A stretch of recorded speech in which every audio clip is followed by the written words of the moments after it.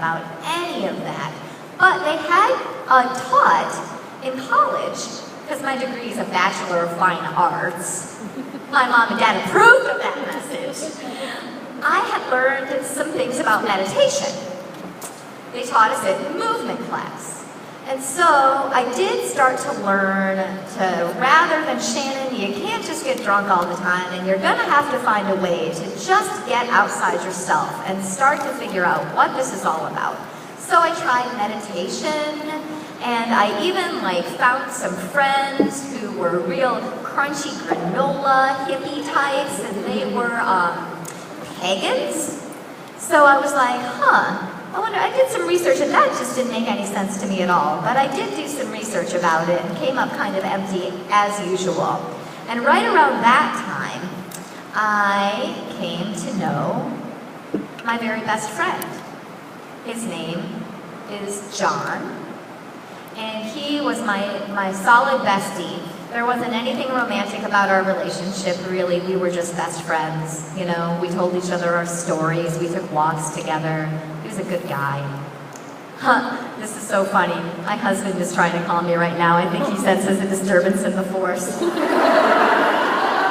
hang up on him. Sorry, baby. We'll have to talk later.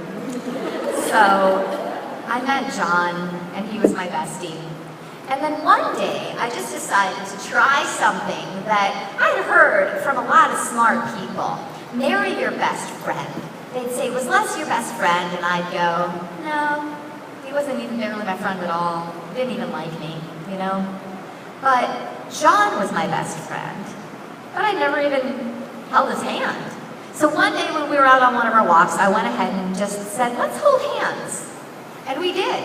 And it was awesome. We were like, wow, this is incredible. We sat on the side of a hill. We looked at the, beautiful park. And I thought, this is neat. This is what people falling in love the right way looks like. And so what ended up happening, and again, I wasn't saved yet, didn't know Jesus, had no idea how to live his way. But I do know this. My best friend and I fell super in love with each other. And then we got pregnant with our daughter, Alexandra. And then we moved in together. And then we got married. And my life was really beautiful.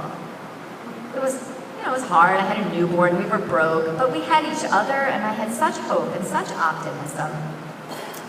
And then, just after Alexandra's second birthday, my very best friend John says to me, at 11 o'clock at night, I never loved you. I've been acting the whole time, and I can't do it anymore. I'm leaving. I didn't believe that was possible. I thought, that's crazy. You're just going through something right now. You should stick around, because if you leave, then you're going to walk away from all of it, and you're going to say, how come I did that? Everything was fine, and I threw it all away. But he was adamant, and so he left, and he didn't return. Now, you would think that that would be enough, right? And it really was. It was more than enough. And what I had to do was get myself in with a really good therapist and work on some issues that were clearly underlying all of this. And I'm telling you, that girl was amazing. And she pulled me through to the point where I was like, okay, I'm good. I'm a single mom, living in Detroit, but you know what? I'm okay. My heart healed up. I wasn't mad at him anymore. I didn't resent him. I didn't feel like I needed his approval. I didn't feel like I needed another guy to fix the thing. It was okay.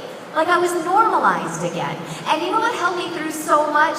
My mom and dad, especially my mom, because my mom was my solid rock. When John left, my mom called me every single day, just to see how I'm doing, She came up to visit me. My dad came up to visit too, and once he saw John in the driveway, and I've never seen my dad look like he was gonna fight somebody before. It was the weirdest thing. I was like, Daddy, John, you better go. That's the only time I ever stuck up for him after that. But you know what happened? Oh, and by the way, I want to tell you, this is Mom and Dad. Sorry it's not the best picture. So there's my mom, and she was a social worker, and stuck up for everybody's families and the least of these. And she was a self-described bleeding heart liberal. And my dad, he was Arab American. I don't know if you can tell, he's 100% Syrian. And he was a really great guy with a really broken something. We don't know what that was. But they did pull me through. And I knew that they had my back. And just the simple fact that they had my back, it gave me strength, and it gave me hope that my future could be better. And then that happened. That's a tornado. And it came to the house that my mom and dad lived in at 7575 Cornell Road in Cincinnati, Ohio. And it killed them on April 9th of 1999. And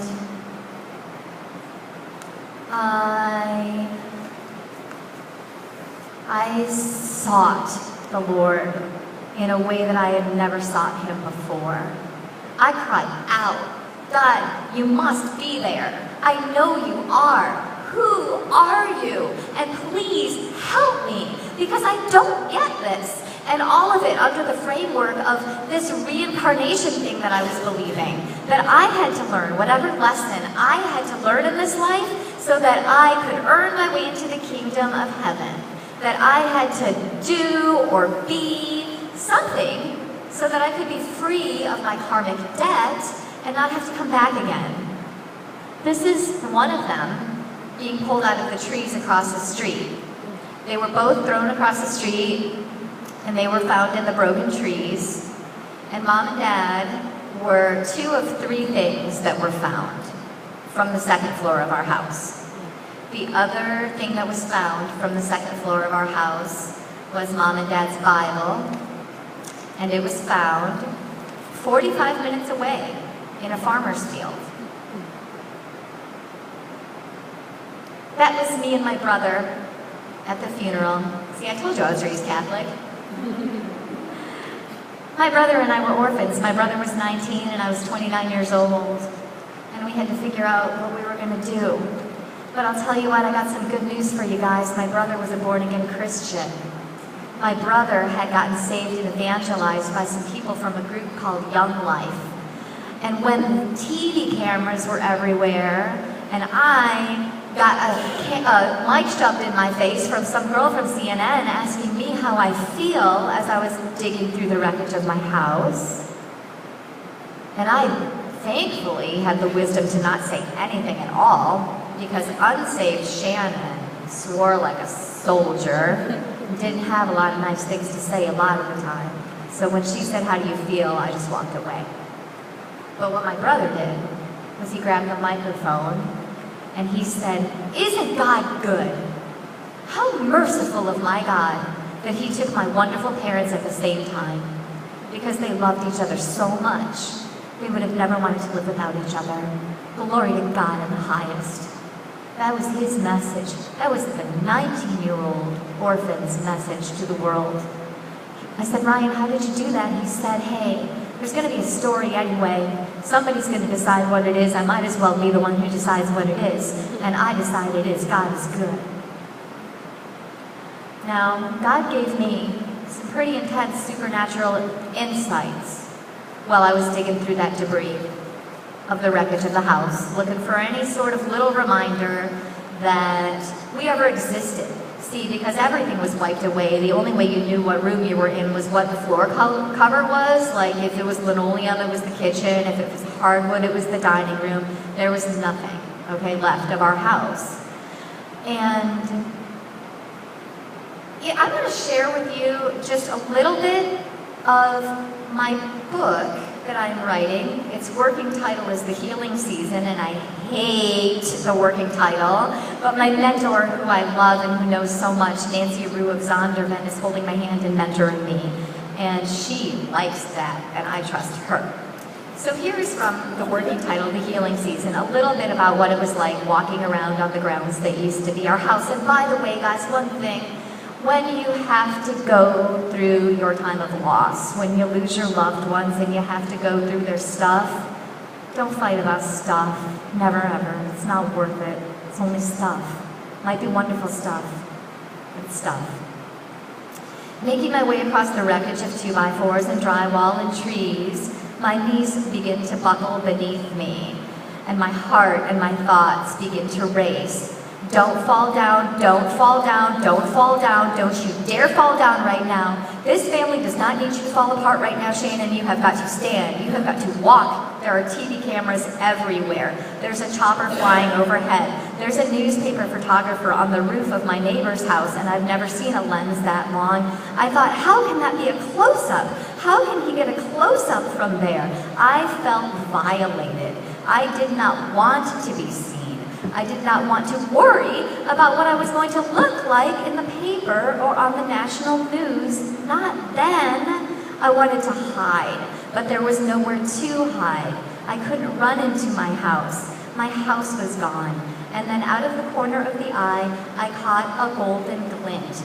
Leaning down to see it, I saw that it was the brass top of my dad's walking stick, a ball with a compass inside. And so I eased myself to the earth, and I grabbed it, and I dusted it off, and I spit-shined all the dirt away, making it perfect in case it's the only thing I would have to remember my daddy by. But nearby, say an arm's length away, I could see the bottom of the cane, the cherry wood, the inlay.